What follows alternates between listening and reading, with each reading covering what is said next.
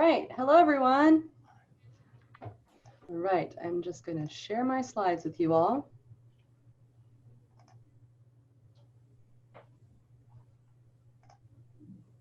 Okay, great. So great to see you all. My name is Lubna Ahmed. I am the Director of Environmental Health at We Act. Also, happy Halloween.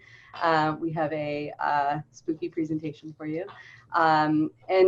As Chris mentioned, this presentation is on PFAS, how we're exposed, and what the health concerns are associated with PFAS. Just a little bit of background on We Act.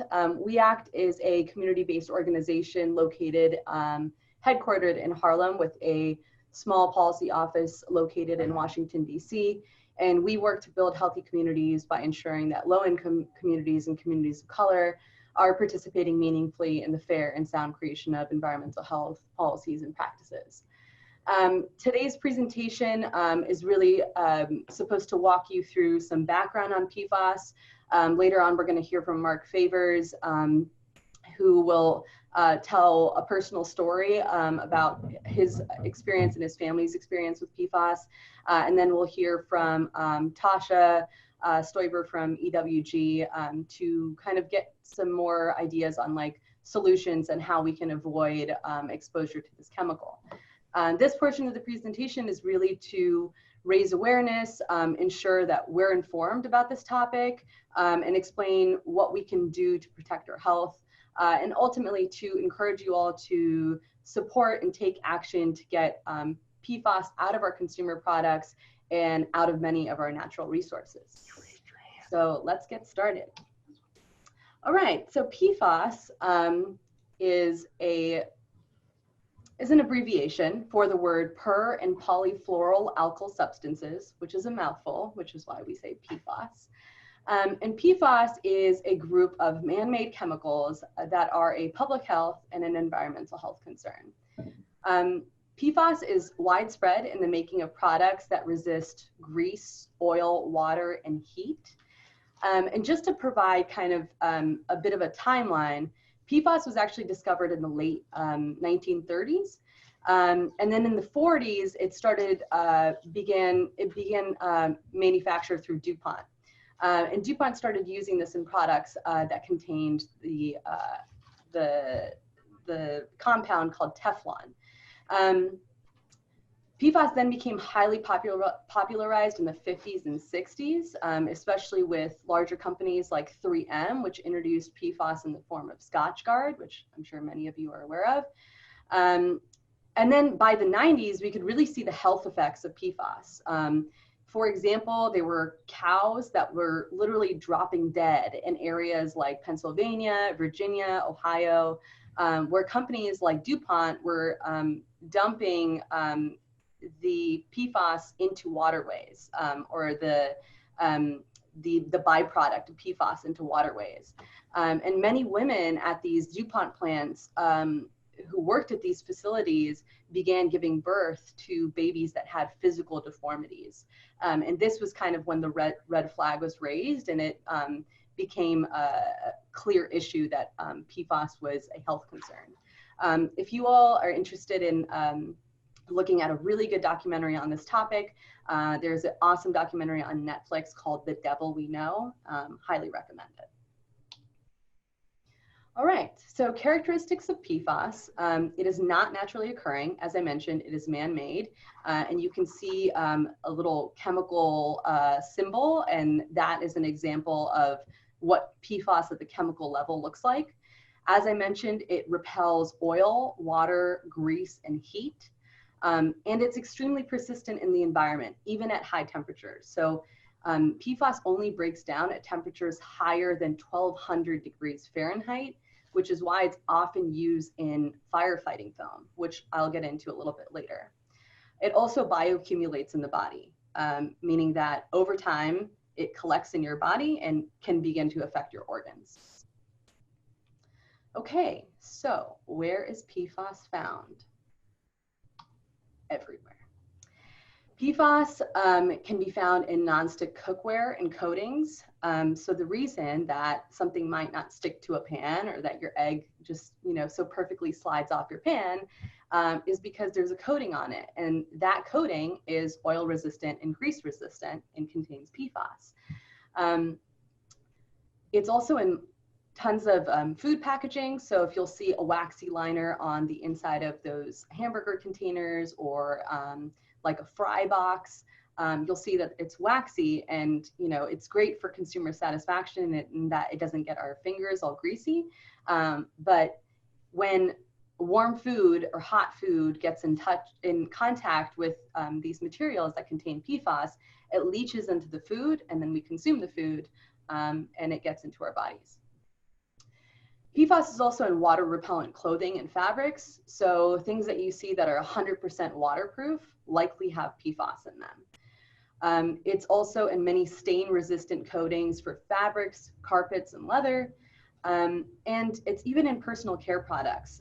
So it can be in floss, nail polish. So if you ever see a personal care product or some sort of cosmetic that has the word fluoro or perfluoro in the ingredients, it has PFAS in it. And also, as I mentioned, it's used in firefighting foams to extinguish fires. So why does this all matter to us? How does this affect us? The human health effects of PFAS are far and wide. It is found in over 99% of the bloodstream of Americans. And we point out pregnant women and unborn fetuses in this slide because those are particularly vulnerable populations. Growing baby is just developing, and PFAS exposure has been associated with low birth weight, preterm birth, pregnancy-induced hypertension or preeclampsia, delayed puberty, and this is in the child, attention deficit disorder, ADHD, and also immune response suppression. And then for those who are not pregnant mothers or children or babies in utero, the health effects have also been associated with exposure to PFAS in non-pregnant adults. And some of these health effects include difficulty becoming pregnant, so issues with fertility, altered liver function, chronic kidney disease, heart disease, and osteoarthritis. So why is We Act working on this issue? We Act is an environmental justice organization. And so here are a couple of the reasons why we are even focusing on this topic. Environmental justice communities are more likely to experience food insecurity. We have less access to fresh and nutritious foods, and therefore rely more on processed and packaged foods containing PFAS. Exposure to PFAS also disproportionately affects communities living near industrial sites, airports, and military bases. And the military continues to use PFAS for firefighting purposes, and then it gets into the water and soils that are used for drinking and agriculture by those surrounding communities. And so this is really how this topic relates to environmental justice. I just wanted to highlight a couple of the policies that We Act has supported this past year on PFAS. We supported an amendment to reduce PFAS chemicals in firefighting activities and equipment. And this policy, actually, the legislation went through and it passed. So we were really excited about that at the state level. We also supported another amendment to reduce PFAS chemicals in food packaging. And unfortunately, that one did not pass. But we are still fighting a good fight and are hoping to continue to work on PFAS legislation in the coming year. Lastly, I just wanted to point out a bilingual PFAS fact sheet that we created.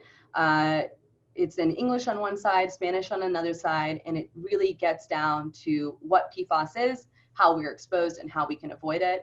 You can download this fact sheet by going to weact.org/PFAS. And this is my last slide. I just wanted to provide a little bit more background. Later on in the other presentations, you might hear presenters talk about PFOA or PFNA. Just so you know, PFAS is kind of an umbrella term, an overarching term, and there are actually almost 5,000 different types of PFAS chemicals. PFAS is just like an overarching umbrella statement that is used to describe all of these chemicals. And our next speaker, and I'll turn it back over to Chris to introduce Mark, is really going to talk about PFAS, especially in drinking water, which is a major issue. And he's going to share his personal story on this topic. So Chris, I'll turn it over to you to introduce Mark. Thank you. All right, thank you, Lubna. And for those of you who joined us at the beginning, I would just want to share my apologies for the technical difficulties and any language I may have used on this wonderful Halloween afternoon. For those of you who missed that, nothing happened. I was golden from the get-go. Mark is our next presenter. Mark Favors, the Director of Political Outreach at the Fountain Valley Clean Water Coalition. Mark was born and raised in Colorado Springs, Colorado, where the U.S. Air Force has admitted to dumping PFAS-laced firefighting foam from nearby Peterson Air Force Base into the local drinking water for decades. More than 15 people in Mark's family living in that area have been diagnosed with cancer. So without further ado, Mark, bring up your slides. I'll turn it over to you. Okay. I think she's going to start sharing my slides. Basically, from Colorado Springs, Colorado, I had no idea. I did most things around voting rights. I had no idea about PFAS until I live in New York City now, until I was visiting my mother a couple of years ago, and she told me about it, and I heard about it on TV. So, and that's how I kind of come into this issue. Next slide. So basically, just give an idea where we're from. We're from Colorado Springs, Colorado, and wait, hold on. Okay, I'll be with you in a second. Okay, give me a second. Sorry about this. So we're from Colorado Springs, Colorado, which is an hour south of Denver. We have 5 military installations, including the Air Force Academy and Peterson Air Force Base, and Cheyenne Mountain Complex and Fort Carson. If you've ever seen the movie War Games, that's Colorado Springs, Colorado. We're about 300,000 people, and now, but when I was growing up, it was smaller. African American community is about 5 to 8%. The Latino community is about 10 to 15%. And now I stumbled into an organization called the Fountain Valley Clean Water Coalition, which was co-founded by Liz Rosenbaum. And I've been working with them to try and get justice for my family. Next slide.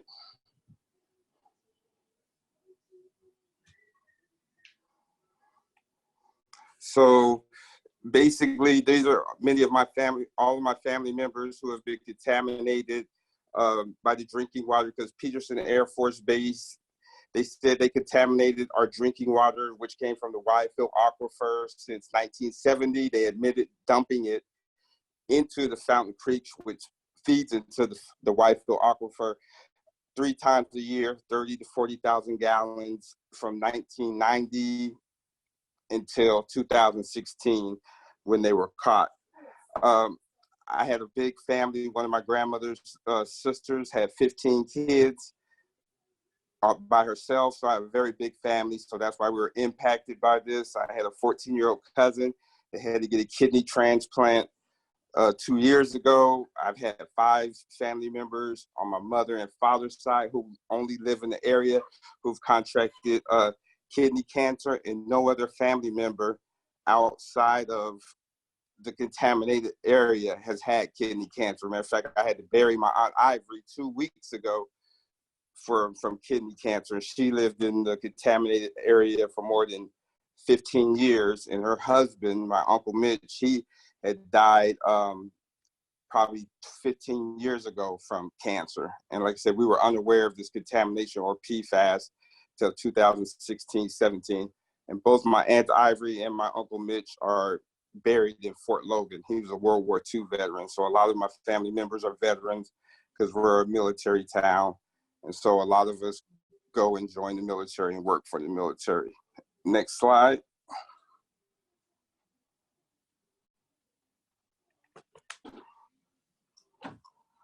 So this slide basically says in 1991, the DOD, they've known for years that PFAS was toxic and harmed human health. So we have, as I said, 5 military bases within Colorado Springs. And basically the Army, the DOT told the Army base in 1991 that the firefighting foam was toxic and they need to replace it with a non-toxic, foam, which they did. A 10-minute drive away in the same town, the Air Force, for some reason, felt that they would continue to dump it into our drinking water until they were caught in 2016. So, this is one organization which clearly tells one branch that is toxic, whereas the other branch just keeps dumping it. So not only did they know, they were aware, but they continued to dump it. Next slide.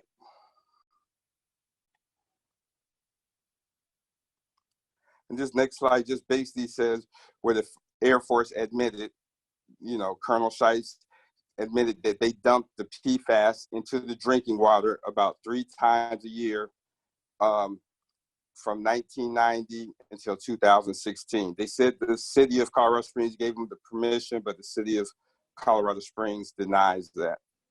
Next slide, please. So one confirmation of the impact that this, having this PFAS dumped into the drinking water is when they tested just 200 people within the contaminated area in Colorado Springs. The average of one PFAS chemical, PFAS, the average level in the average American is 1.4. The average they found in our community was 14.8.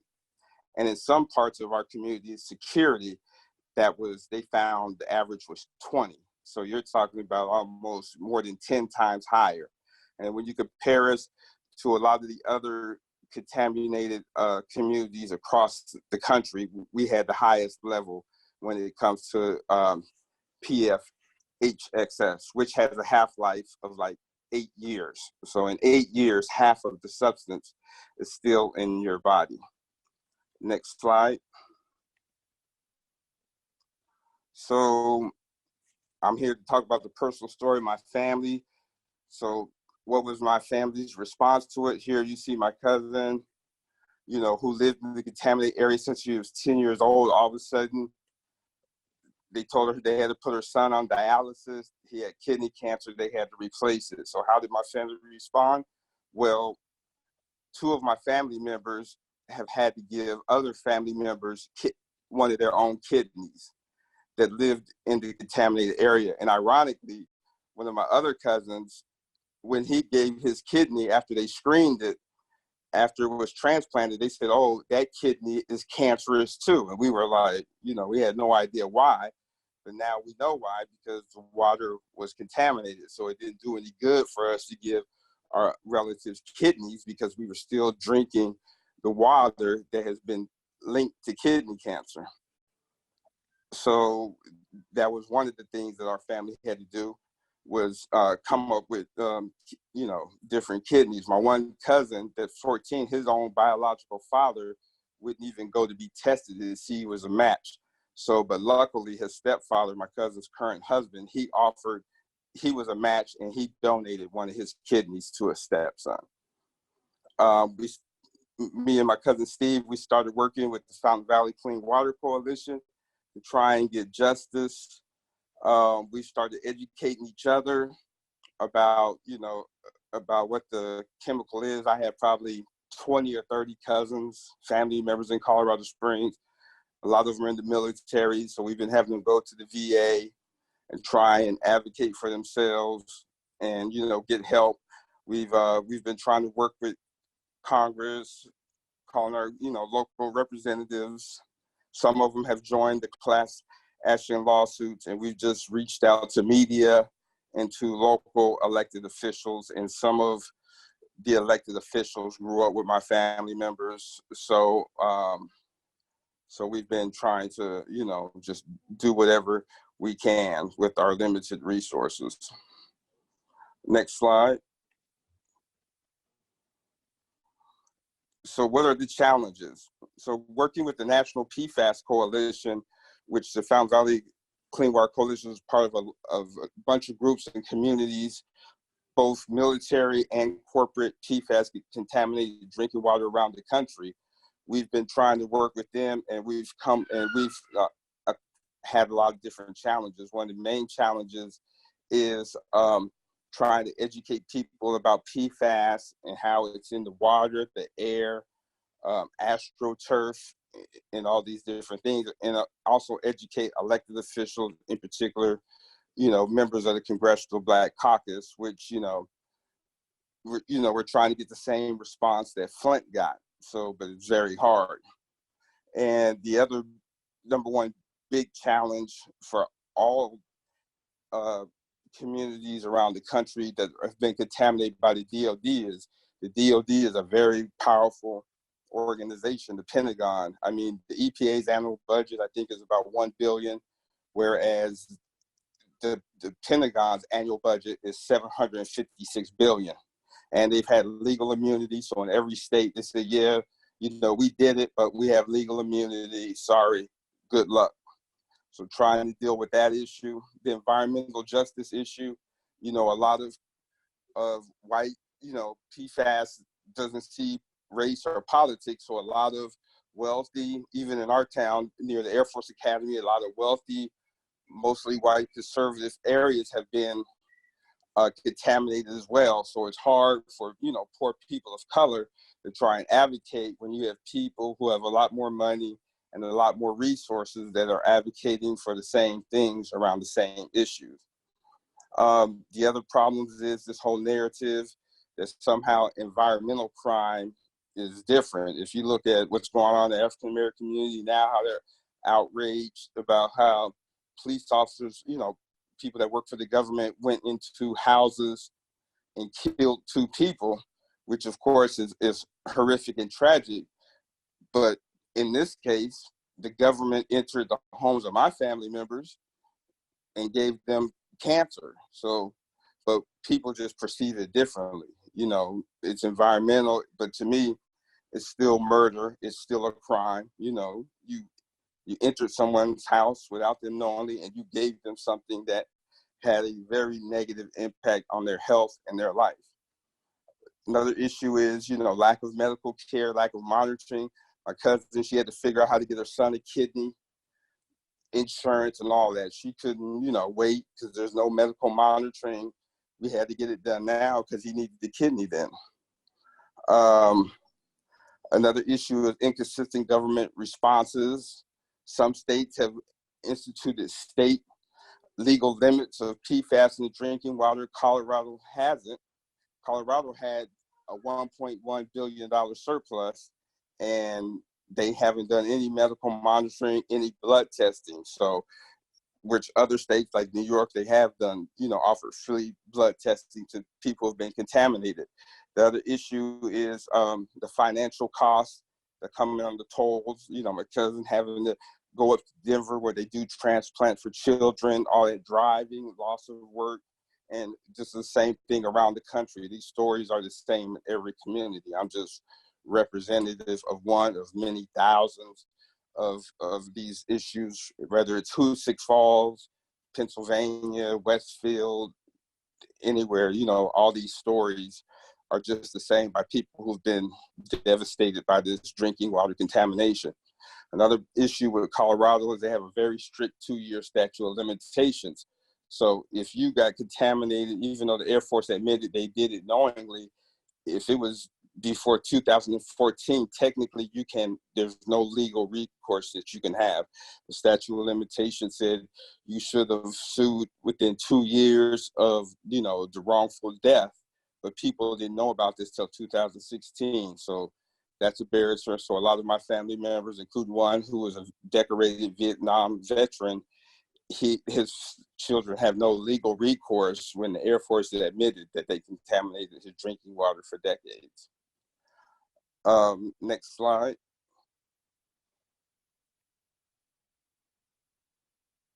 So next slide. So basically, I was just really come to give you a personal story of the devastating impacts of PFAS. To hear about another community that's corporate. Actor Mark Ruffalo, he just completed a movie that will come out November 22nd called Dark Waters. We're asking that everybody not only go see it. It opens in New York on November 22nd, and around the country a couple of weeks later. We're asking that everybody take as many friends and family members as they can to go see this movie. It's about what happened in West Virginia, where the lawyer, Rob Bellotti, it took him 20 years, but he finally got justice for people in West Virginia who their drinking water was poisoned by DuPont. And out of that, through his legal journey, they ended up doing the largest human epidemiological study in history, where 69,000 people donated their blood, and that's where independent scientists were able to link PFAS drinking water contamination to kidney cancer and testicular cancer. This was around 2005. Since then, a lot more other diseases have been linked to PFAS, but 69,000, the courts have ruled it is pretty ironclad. It's when it comes to kidney cancer and testicular cancer. And this movie shows that journey and how difficult it was. And so we need to see, how other communities have gone through this, and not to repeat those mistakes and not to have to reinvent the wheel. And eventually, DuPont ended up settling with that community for $670 million. And they agreed not to produce PFAS anymore, but, all they ended up doing is create another company and do it in other states. But that's for a different topic, different time period. You can see the documentary, The Devil We Know, which will go into more of that. But we're just encouraging everybody to go see this movie, support the PFAS, and hopefully this will educate more people and more electeds, and we'll get more people mobilized to the dangers of this, like in artificial turf and other things. So that's all I have to say for now. All right, thank you, Mark. Powerful stuff. Our final speaker is Tasha Stoiber, Senior Scientist at the Environmental Working Group. If you're not familiar with the Environmental Working Group, they do awesome work. I suggest you check them out online. As for Tasha, she holds a PhD in environmental chemistry and technology and has a background in environmental engineering and ecotoxicology. She has been with the Environmental Working Group for 5 years, working on translating science and educating people on how to avoid chemical exposures in their daily lives. So if, Tasha, you want to start sharing your slide, we can proceed. And just a quick housekeeping. If anybody has questions, feel free to drop them in the chat box. We'll get to them after Tasha.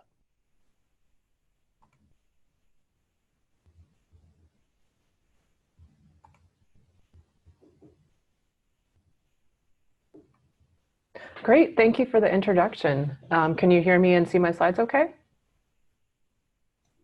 Yes. Great, thank you. So thanks again for the invitation to present for this educational webinar. Environmental Working Group has been working on PFAS issues for about 20 years now.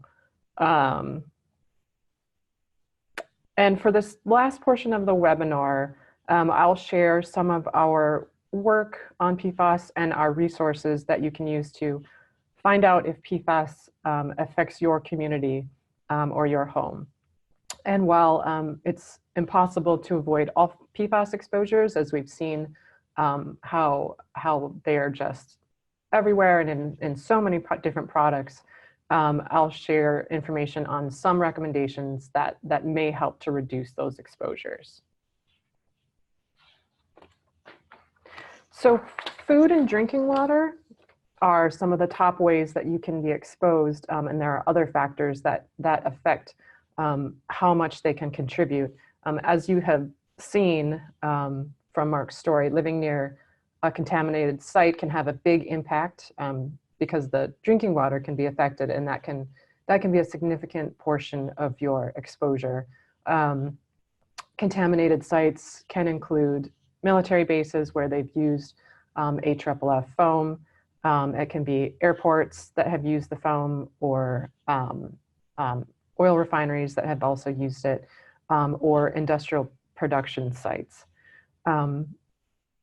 In terms of your diet, studies have shown that people that eat more prepackaged foods have higher levels of PFAS in their bodies, and the same is true for microwave popcorn. The insides of microwave popcorn bags are coated with PFAS, and that transfers to the popcorn when you eat it. In terms of exposures at home, for young children and babies, their top exposure is from carpets and rugs that have been treated or coated with PFAS. They spend a lot of time on the floor, crawling around and playing. And so PFAS that is in the carpet comes out in the dust, and they can swallow it or inhale it. So for PFAS in drinking water, even though it has been detected widely in the United States, there's currently no federal enforceable water standard for PFAS. We only have EPA's lifetime health advisory level, and that's not protective enough because it's not enforceable, and it only covers two types of PFAS. And as you heard before, there are many different types of PFAS that we are concerned about, so we need to think about more than just two types. And studies have shown that there are health effects that can happen below this limit. Some states have proposed drinking water limits. New Jersey was one of the first, and New York State also recently proposed limits for two different PFAS. Since studies have shown health effects in humans at much lower levels, scientists and EWG support a much lower drinking water limit for PFAS, around 1 part per million for all types of PFAS. The EPA did mandate for testing of PFAS in some drinking water systems. From 2013 to 2015, larger utilities were required to test for PFAS under EPA's unregulated contaminant monitoring program. About 6 different types of PFAS were tested under this program. However, there were limitations to this because the reporting limits were quite high. So some contaminated systems that had detections, not all of those may have been reported, and the full extent of the data was not released publicly. And also only a small sample of systems that served less than 10,000 people were tested, so there was a limitation there as well. But this was one of the first nationwide data sets for these chemicals. And an analysis of this data showed that finding PFAS was related to the number of industrial sites, military training sites, airports that used the firefighting foam, and wastewater treatment plants. So there was a correlation there between finding it in your drinking water and these different sources of contamination. EWG has been tracking and recording this pollution in the US in our interactive map. And this is an ongoing project with Northeastern University. The map shows tests from public drinking water systems, including those that from the EPA testing that I just mentioned, as well as additional testing that have been conducted by states since then. It also includes tests from the Department of Defense reports, and other research by Northeastern University. This is how the map looks. This is an updated version with over 1,000 sites shown in 49 states, and more than 400 community water systems are impacted, and there are more updates soon coming there as well, with other contaminated sites, as I mentioned, including airports, military bases, industrial production areas, or fire training areas. And it's important to remember that this is not an all-inclusive map. There may be other contaminated sites that are not yet tested or identified, and they may not be included on here. And we're making updates to this map as more information becomes available. So I will click into the map to do a quick demonstration to show you some of the kind of information that is available. So if everyone can see this on my screen, you can zoom into the map and locate the area where you are. And you'll see the different contaminated areas are color-coded: blue drinking water sites, purple military sites, and red other known sites. So I'll click on one just to see what information is included here. And this is a contaminated site from a firefighting training facility, and there are testing results from private drinking water wells near that facility. And you can see they tested for several different types of PFAS here, and the levels for this particular site are quite high. And they are quite high because I'm comparing them to our drinking water standard. So they are thousands of times for PFAS and hundreds of times greater than levels that we would consider safe. So this is a particularly contaminated site with multiple different types of PFAS at high levels, and the suspected source being the firefighting foam used at the nearby facility. And then the source of information is also listed in a link that has more information on this site. So that will give you kind of an idea of the information that's included here. And as I said, information is being updated on the map as it's received. So I'll click out of that.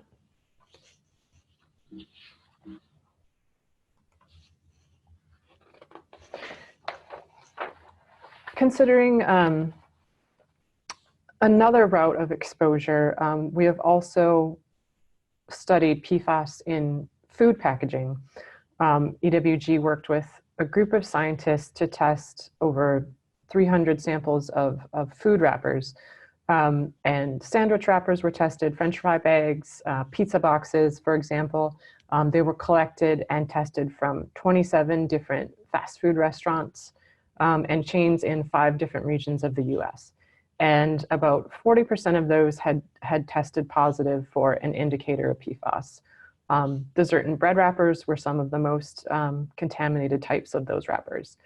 And while FDA does not allow PFOA in food packaging, it does allow other types of replacement PFAS that we are concerned about. There's since been a number of other testing studies that have found PFAS in food packaging, like in the molded fiber bowls that are quite common at some popular restaurants. Overall, awareness is growing from this type of exposure, and a few states and a city have taken actions to get PFAS out of food packaging. Some of those bans are not yet in effect yet, but there is more attention from this certain route of exposure. So EWG has additional resources to help give more information on reducing exposures. An example of one of our guides is here. There's a link at the bottom. And I'll talk a little bit more about our recommendations for food for reducing exposures in food, water, and home. For your drinking water, we first recommend to research your local drinking water, and you can use our map and resources to do that. You can also contact your utility to find out if there's been impacts from any contamination in the area and to see if they've done anything to improve the drinking water. For water filter options, there has been some research done in this area, but not a lot. Certain types of carbon filters can be effective, but carbon is quite variable. It depends on the type of carbon and how effective it is, and those types of filters can lose effectiveness over time, sometimes before the life of the filter.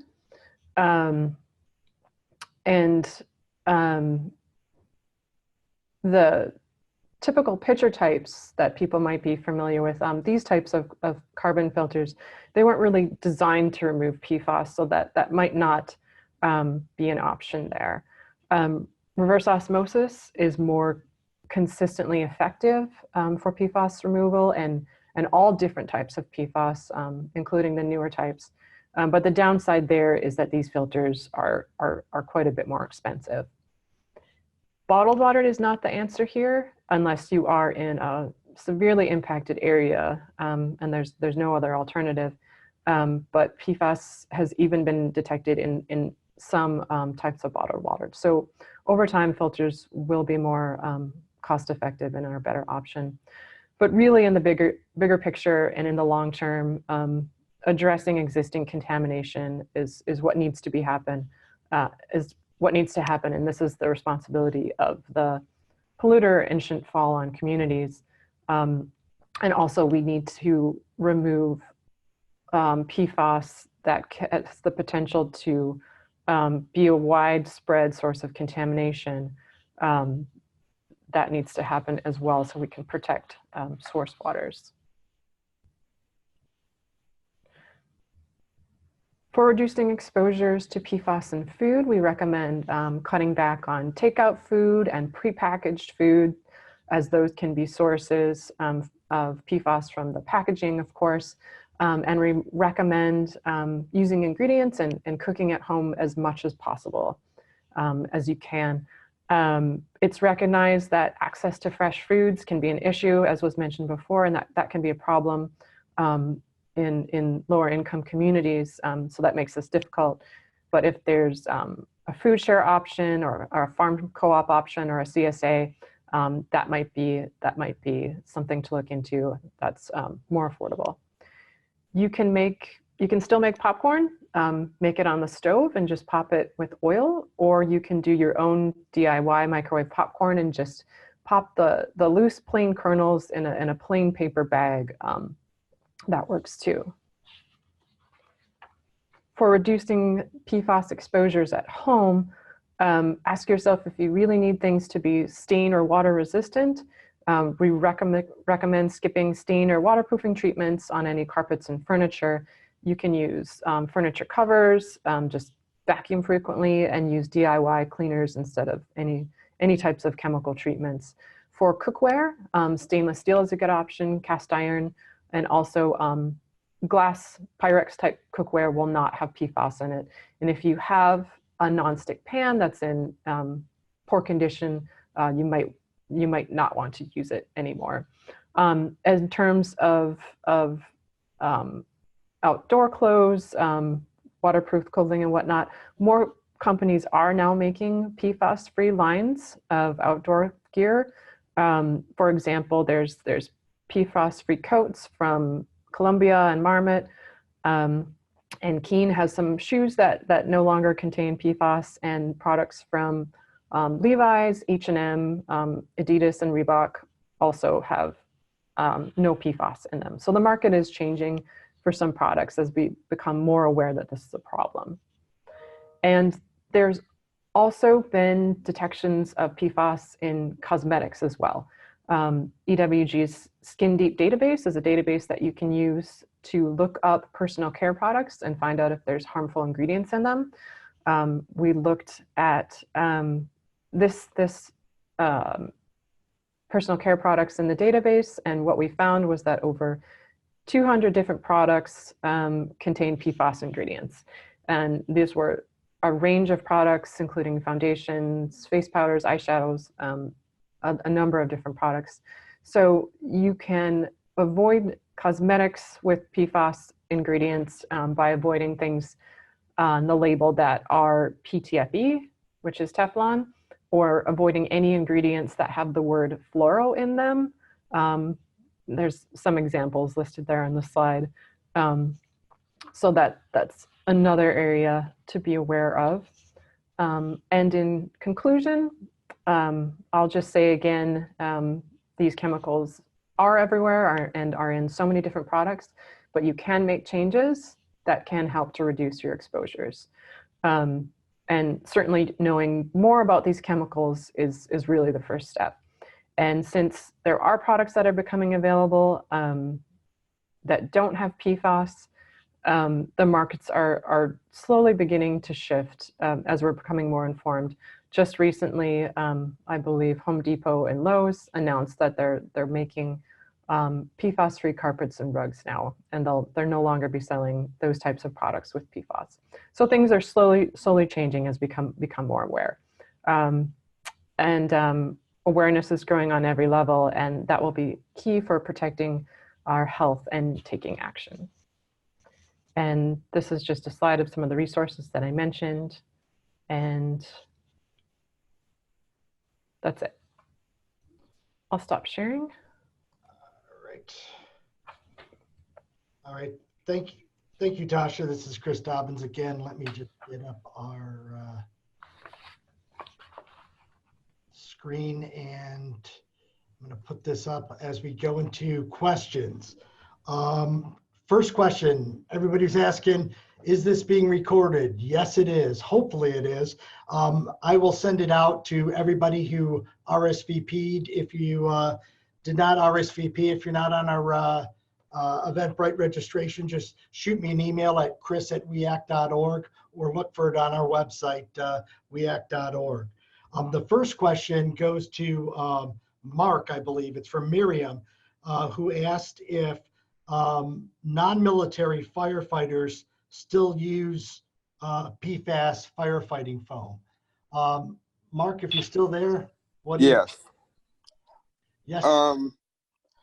If we just passed a law that they will get rid of, with certain exceptions, most of the PFAS-laden firefighting foam. But the problem is, in our hometown, the civilian airport is actually covered by the military. So there's just certain, so as far as if you're at the airport, even though it's civilian, you're going to have, the military says they're going to keep on using PFAS laden firefighting foam. And so you have to deal with it. And those, of course, military firefighters have to deal with it. And I believe civilian firefighters that work on military bases have to deal with PFAS laden firefighter foam. So we have passed laws that will eventually get rid of it for a lot of them, but a lot will still have to keep using it. Okay, great, thanks. The next one is also firefighting related, but really has to do more with legislation. Trevor was asking if there's any work being done to reduce PFAS exposure among firefighters. Lubna, I know that you've got some thoughts on this. I also can talk about some of the stuff WEAC's been doing, but dive in. Yeah. So I guess just to provide some background, and this is actually something I read from the environmental working group. So Tasha, if you have anything to say about this as well, that'd be great. But there are studies that confirm that there are high PFAS blood levels amongst firefighters. And this is not just from using PFAS in firefighting foam, it's also in their gear, like what protects them from heat and is waterproof. I this past summer, there was legislation that was a bipartisan bill that was introduced, both from the Democratic and Republican side, to help protect the health and safety of firefighters and other emergency responders who are, frequently exposed to PFAS. I don't know the details of the bill, but there is federal legislation on this currently about protecting their health. Chris, I know you had some thoughts on this. Yeah, I just wanted to jump in because Trevor also mentioned in his question about, is there any evidence of impact? And that's something I'm going to ask Tasha, because we here in New York were active in getting some legislation passed earlier this year that is forcing people who manufacture, the companies that manufacture firefighting foam and firefighting gear that they wear, to let the firefighters know, the fire companies know that it does contain PFAS, so at least they can make an educated purchasing decision. So we're going to continue to pursue legislation on that. But I can tell you, Trevor, as I was doing research for the release, I really wanted to find out, I wanted some statistics in terms of what impact PFAS has been having on non-military firefighters. You look at the horrors that Mark and his extended family went through. I was looking for that kind of information regarding firefighters who deal with this stuff all the time, and I honestly couldn't find any, because most of the stuff I found about firefighters was much more general. It didn't focus on PFAS, and I kind of assuming that it's because it just these studies take a long time, and maybe it's still in the works at this point. But Tasha, do you have any insight? Yes, just recently I have seen a report at Lubna, I believe it's the one that you mentioned, where PFAS was measured in higher levels in firefighters that were exposed, and certainly I don't have the name of that right off the top of my head, but I can provide it later. But they are certainly a group that is highly exposed from occupational. I'll stop there. Okay. We've got another question from Monica, who asked, will there be any sort of call to action? What are the next steps now that we've told you about the horrors of PFAS? Lubna, do you want to chime in on that? Yeah, I can definitely chime in, and then Tasha, Mark, if you have anything to add, please do. I would say one, the call to action is there are a few things, like spreading the word, right? Really like amplifying the voice of those who are working to raise awareness on this topic. Whether that's people at the local level, whether it's going to watch the movie Dark Waters, educating yourself. The documentary I mentioned on Netflix, The Devil We Know, was highly informative, and kind of, tell your friends, tell your family about this topic, because it is not something that is being discussed enough.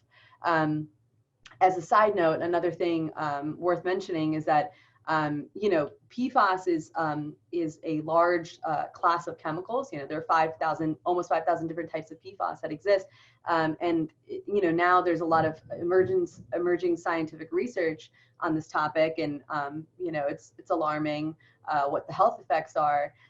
But it's also being replaced with other chemicals. There's a new chemical coming out called Gen X, which is it's essentially being branded in a different way, but has the same function. Again, like, there's still research to be done, but possibly has many of the same health effects that PFAS currently has. In terms of other calls to action, in addition to spreading the word and amplifying the voice of those who are working on this, really just avoiding your personal exposure to PFAS, protecting the health of your children. If you're a mother that's pregnant, or if you have young children, that's especially time of susceptibility where you're particularly vulnerable to the effects of PFAS. As I mentioned, you know, some of those things are can be related to the formation of ADHD and other developmental disorders. And then I would say really advocating for policy change. Like, do you know what's going on in your state about PFAS? Look into that. You know, if, as I mentioned, there's a couple bills that we are working on in New York State. But for those who live elsewhere, I mean, do you know what's going on with regard to PFAS? And if there isn't anything going on, maybe you should try to talk to your local elected official. I don't know if others have anything to add on. I'll just add on to that. I think you brought up a really important point. There are thousands of types of these different types of chemicals, and it's going to take way too long to keep studying all of the different replacement chemicals. So we need to be aware of them all as a group and as a class. And as we're finding, you know, as some of the legacy types of PFAS that were phased out, some of the ones that they're being replaced with, as Lubna mentioned, they are just as toxic as the ones that were phased out. And they have the same health impacts of the replacements. So looking at all of these things as a class will be key, so that we don't keep replacing them with slightly different chemicals that have the exact same health worries. And also,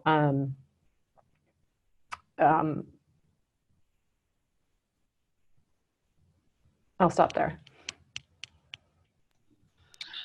Yeah, one thing I would add, which I've been pushing from day one, is people need to call their local senator, their U.S. senator, local congressperson, because basically, as you can tell, as we learned from National Coalition, this issue is just too big and broad. Congress has to step in and do like a comprehensive oversight and investigation, because there's too many, it's different in each community, and it's like we're just pecking.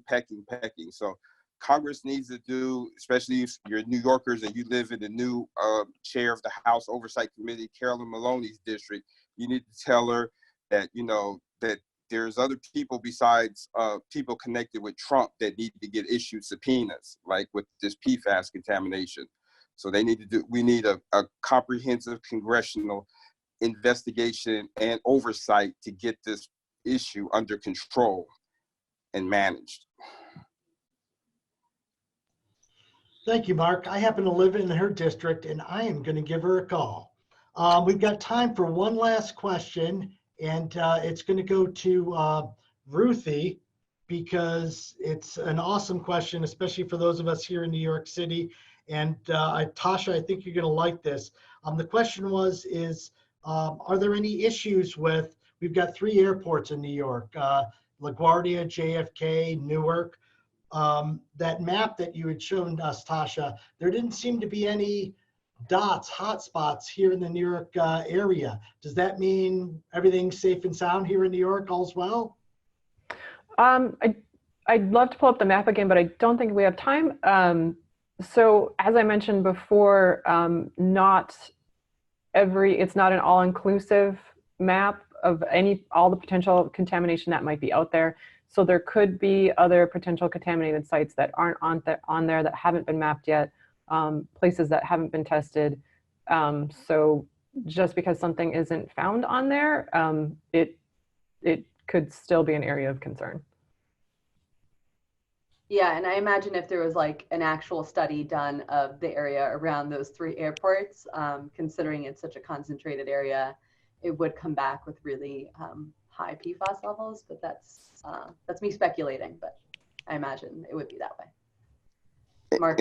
And there's also one other areas that are potentially hot spots that are even closer. Is recently studies have came out that AstroTurf have very high levels of PFAS. And you know, if you live where I live in Harlem, around 135th in Lenox, there's a big new field that was just brand new AstroTurf.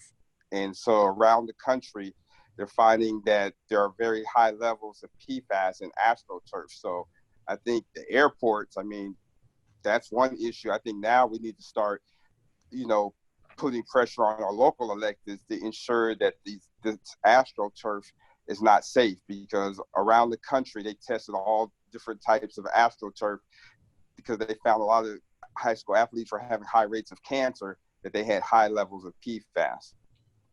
And there's a lot of astroturf in New York City that kids play on. And adults. I thank you, Mark. I thank you, Tasha. I thank you, Lubna. And I thank everyone who tuned in this afternoon. Unfortunately, we've reached our time limit, but thanks again for taking the time. We hope you felt it was worth it.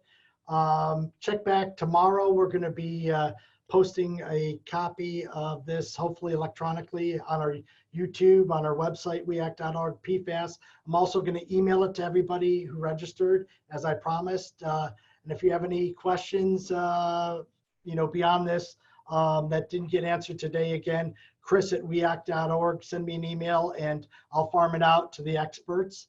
Other than that, happy Halloween, everyone.